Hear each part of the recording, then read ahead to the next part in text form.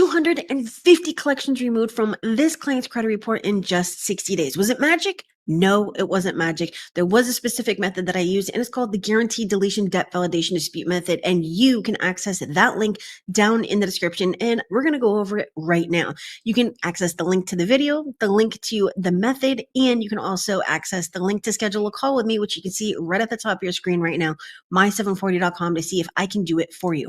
Now, we're using two very specific laws, and you hear me talk about the notice of dispute all the time, but a lot of people don't believe it. And no, we're not going over this entire thing because otherwise there would be no reason to sell it, right? But you're going to get access to all of the laws, all of the letters, all of the know-how so that you can do this too if you so choose to. And a lot of the times, 9 times out of 10, you are actually not going to have to go to small claims court. None of my clients actually have in the last 5 years, all right? But it does include the letters as well as the exact know-how if you need to actually sue the credit bureaus or the data furnisher. So let's get to it. Well, first of all, I need you to smash that like and subscribe if you haven't done so, because this is exactly where you are going to learn how to do exactly this. Remove those negative items, go out and get that life that you need, that credit that you need, because hello, I'm the only one giving away secrets for free here.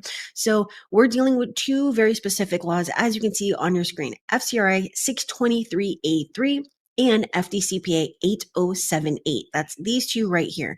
Now, we're going to go over just this part right here, but there's something very specific that you need to see on here. And I'm going to show you part 1 and part 3 dispute letters in just a moment. So make sure that you stick around until the end so you know exactly how to do this. You see, it says that anytime a consumer disputes with the data furnisher, they are required to notify the credit bureaus that the account is in dispute. It says to such person by a consumer, the person may not furnish. Listen right here. This is the magic. The person may not furnish this information to any consumer reporting agency without the notice that it has been disputed.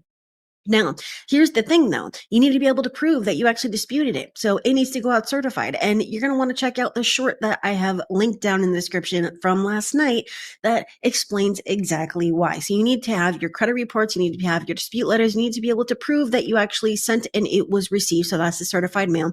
And the magic is it cannot report without this. But there's a couple of things that you need to know, like the timing. What is the timing? It's 30 days. That notice after dispute, after they receive your dispute, must be on there within 30 days. Not 60, not 45, not 120, not a year later, but within 30 days. If it is not there when you pull your new report on that 31st day, then now they are in violation of FCRA 623 and 8078 of the FDCPA. Why? Because 8078 of the FDCPA says exactly the same thing right here.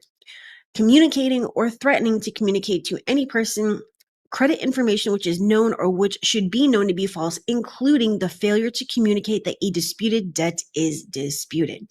So the bottom line here, my friend, is that it cannot report unless there is the notice that it has been disputed. And it'll say something super, super simple, like consumer disputes is that. It doesn't matter what it says or how it says it, but that notice must be on there in the comment section within 30 days from the date that they receive your certified mail. Now, if you're not sending out certified, you need to start, because there's no way for you to prove that they received that dispute letter that you sent. They can say, hey, we didn't receive it, and so therefore we're not in violation. But when you have that certified mail, you are able to prove, yes, you got it, and no, you didn't put it on there, because here's my first credit report, here's my dispute letter, here's my certified mail, and here is my new credit report on the 31st day after you received that, and it is not there. Almost never, I repeat, almost never, 90% of the time, they are not going to put it on there. And this is also why we're disputing with the collector first, and then we're disputing with the bureaus.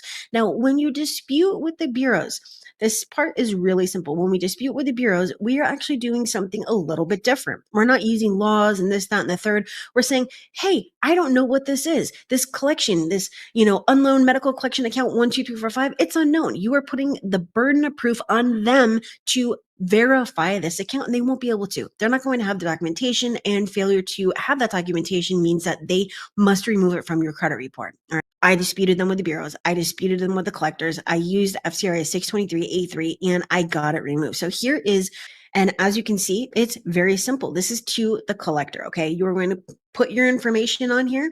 You're going to fill that out where it's highlighted. Everything else stays the same. And they need, they only have 30 days. Okay. If they don't do it, there's letter 2, which we're not going over. And then we have letter 3. So in total, there's 4 letters to the bureaus and there's 4 letters to the collector or the data furnisher. This is letter 3. And this is after they have failed to enter the required notice of dispute. And we're also notifying them that they failed to enter that notice that the account was disputed. And therefore, if they don't remove it right now, you are going to sue them and they're going to have to pay you $1,000. Now, my question to you is, do you think that the bureaus or the data furnisher is going to want to pay you? No, they're just going to get this account removed. So how was I able to go and remove all of these accounts, these 250 collections in 60 days for this client?